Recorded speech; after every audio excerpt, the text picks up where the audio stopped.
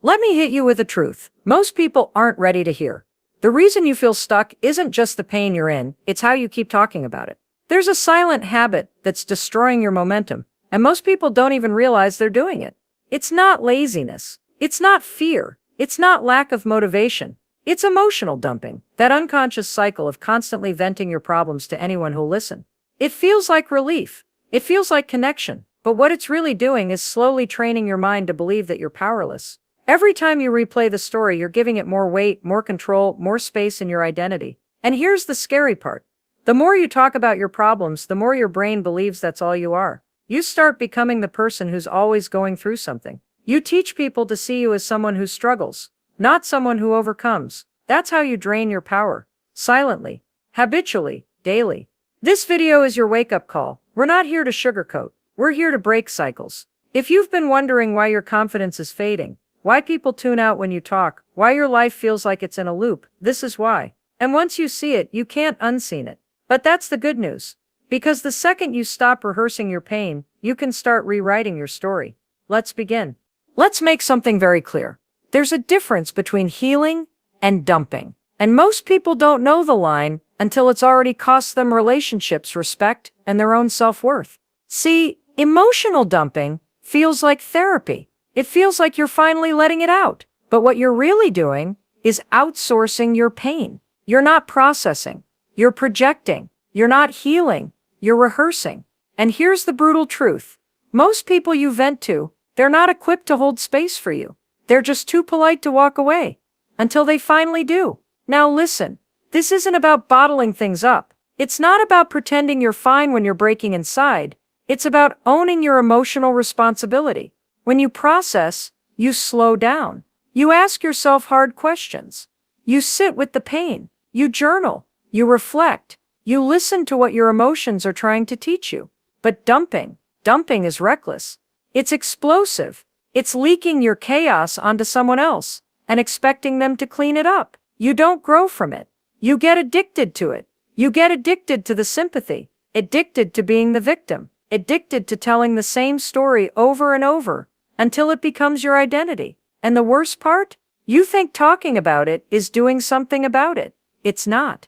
You don't need a new listener. You need a new mindset. Because real growth doesn't happen in front of an audience. It happens in silence, in solitude, in the mirror. It happens the moment you stop saying, "Why me?" and start saying, "What now?" And let me tell you something powerful. Not everyone deserves access to your pain. Some people aren't safe. Some people are just collecting your weakness for later. And some people simply don't care. That's not cruelty. That's life. So stop handing your story to anyone with ears. Learn to hold it, understand it, transform it. Then when you're ready, speak from the scar, not the wound. Because the version of you who's always venting, that version can't lead. That version can't rise. That version can't win. But the version of you who learns to sit with the storm and still stay standing, that version becomes unshakable. You're not broken. You're just distracted by noise. Cut it. Own your story and start processing like a leader, not venting like a victim. Let's keep going. Here's something nobody told you when you were busy talking it out for the 10th time. Every time you repeat your problems, you're rewiring your brain to stay broken. Sounds harsh? Good, because the truth should slap, not soothe. See, your mind doesn't know the difference between what's real and what's rehearsed. If you keep telling the story of your pain, guess what? Your brain keeps reliving it, chemically, emotionally, spiritually. You're not just remembering the past, you're re-experiencing it. And worse, you're strengthening the neural pathways connected to that pain. That means the more you talk about how they hurt you, how they left, how life's unfair, the more you reinforce the identity of someone who's hurt, left, and lost. You're building a mental prison, one sentence at a time. Now here's the thing most people miss. Your brain is a survival machine. It will repeat whatever you consistently focus on. So if you keep feeding it pain, it will normalize pain. If you keep feeding it power, it will normalize power. Let that sink in. You're either programming your mind to suffer or training it to rise. And don't confuse awareness with obsession. Yes, acknowledge what happened. Feel it. Learn from it. But once you've learned the lesson, let it go. You can't heal if you're addicted to explaining your pain. And some of you, you've made your trauma your brand, every conversation, every caption, every memory, soaked in what went wrong. And now, you can't even recognize peace, because drama is all your nervous system knows. But what if you stopped saying it? What if you stopped replaying it? What if you gave your brain new instructions? I'm not that person anymore. I'm not stuck. I don't owe anyone my sadness to feel seen. I am not my pain. I am my power. Because here's the breakthrough. You don't get what you want, you get what your brain is wired to expect. And if all your mind expects is loss, betrayal, stress, chaos, that's exactly what it will seek, create, and stay comfortable in. So stop repeating the old story. Stop needing to be understood. Stop reinforcing weakness through your words. Your vocabulary is either a prison or a weapon. Choose wisely. This is the moment where you stop feeding your pain and start feeding your future. Silence is not suppression, it's strategy. Let's move forward. Let's get uncomfortable for a second. You keep wondering why people don't really listen. Why they change the subject. Why they check their phone when you start opening up. Why their energy shifts when you start talking about your problems. Want the truth? Because they're tired. Because they've heard it all before. Because deep down they know they can't fix it for you. And guess what? They're not supposed to. Nobody owes you emotional babysitting. Nobody's job is to sit in the front row of your pain on repeat. That's not friendship. That's emotional debt. We live in a world where everyone's hurting. Everyone's carrying something. And most people are just barely holding themselves together. You want them to drop everything and make room for your storm?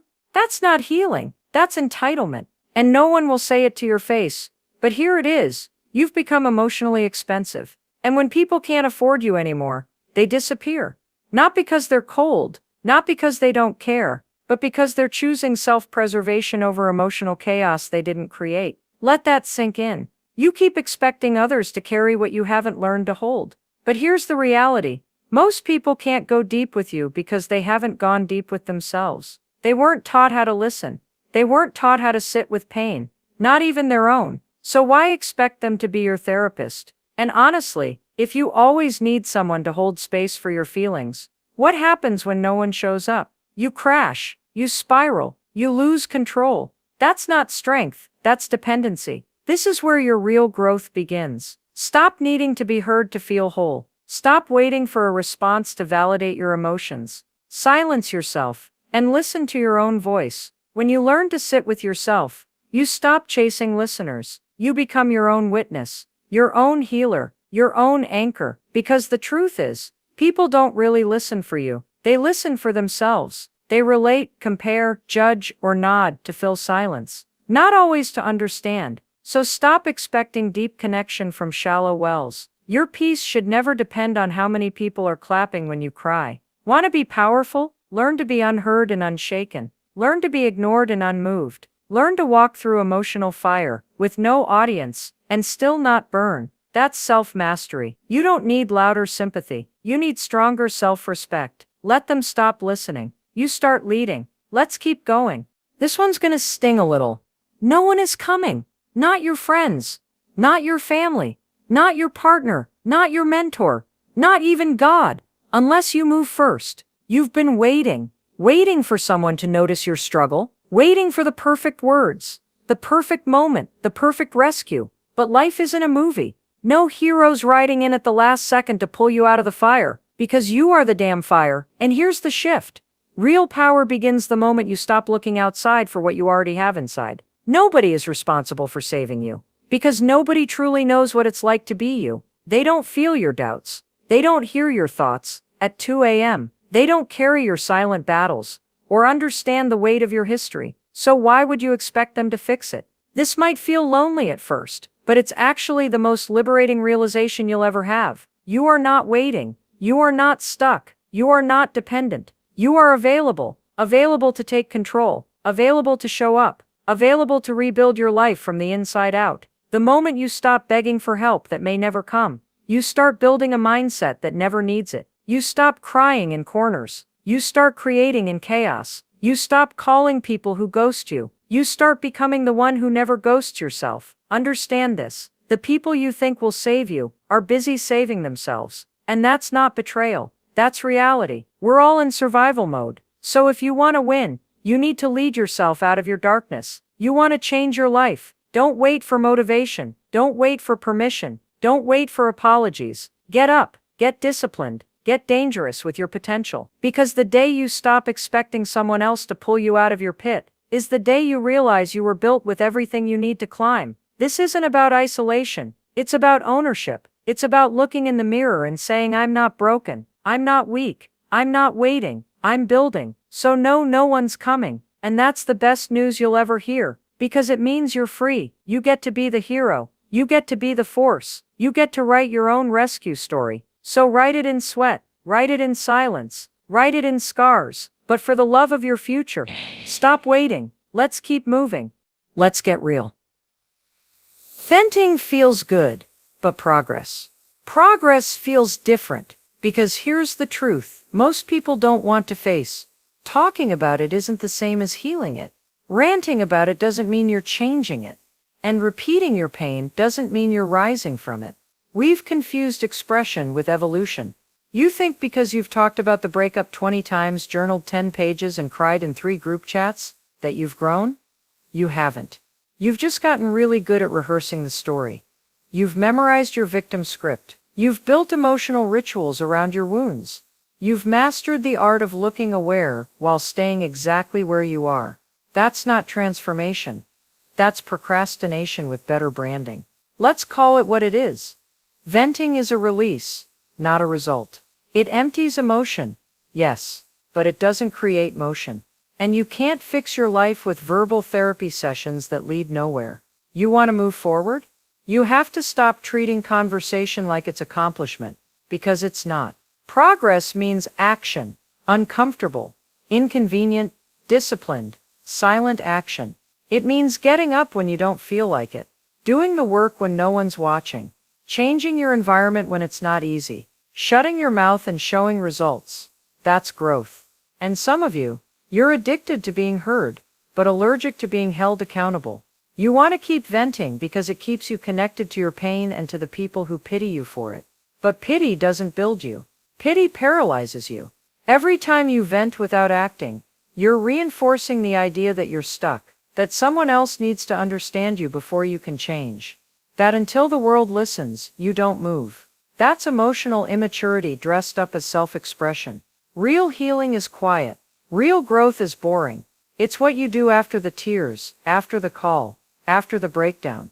It's when no one claps, no one replies, and you still take the step.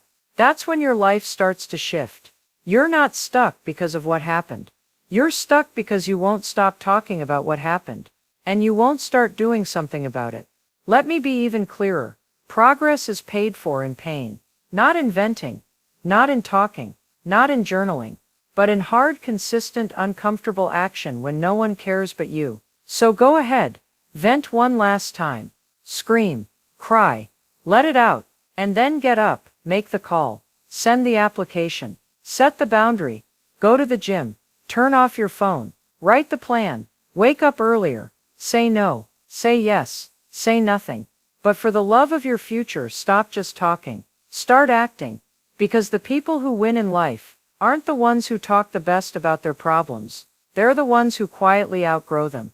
You've said enough. Now prove it. Let's go. Let's stop pretending. Your emotions aren't just happening to you. They're not storms that show up without warning.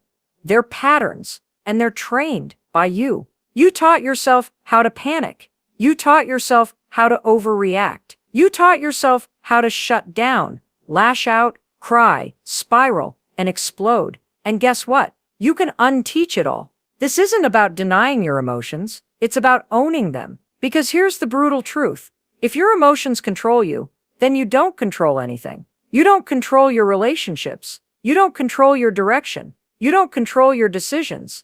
You're just reacting.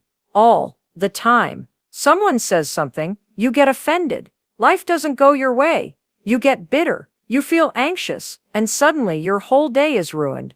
That's not emotional intelligence. That's emotional slavery. You're giving away your peace like it's free samples at a mall. Every time someone pushes your buttons, they win, and you lose. Not because they're powerful, but because you never learned how to take your buttons back. So how do you change it? You stop reacting. You start responding. You pause. You breathe. You zoom out. And you ask one deadly accurate question. What's really going on inside me? And what do I actually need right now? Because usually it's not about them. It's not about what they said. It's not even about today. It's about an old wound you haven't healed, a belief you haven't questioned, a story you've been repeating for years that says, I'm not enough unless they validate me. But you don't have to keep living like that. Emotional control is built through discipline, not denial. You don't ignore your feelings. You investigate them. You don't suppress them. You steer them. You create rules for your mind. You train your nervous system. You build mental muscle. That means you don't text while triggered.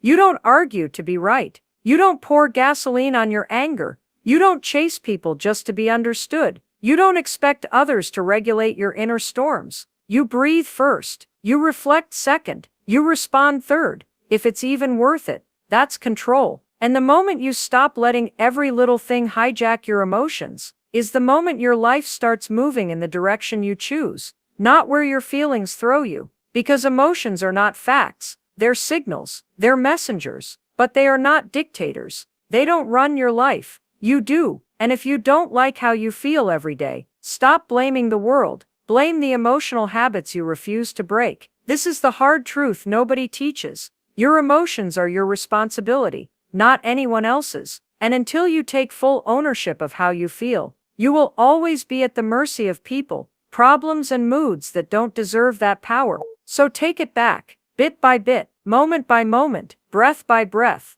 because the most dangerous person in any room is the one who feels everything, but chooses their response. That's emotional mastery, that's leadership, that's freedom, and that's what you're here to build. Let's go. This is it, the final wake-up call.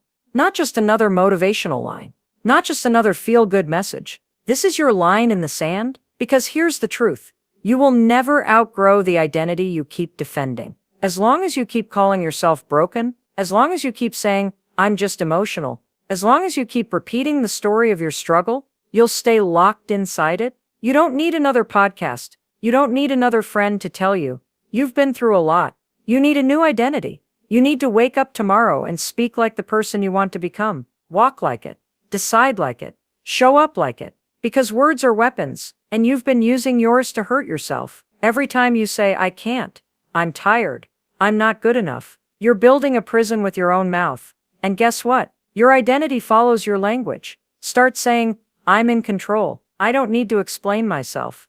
I'm building peace. I'm not available for low standards.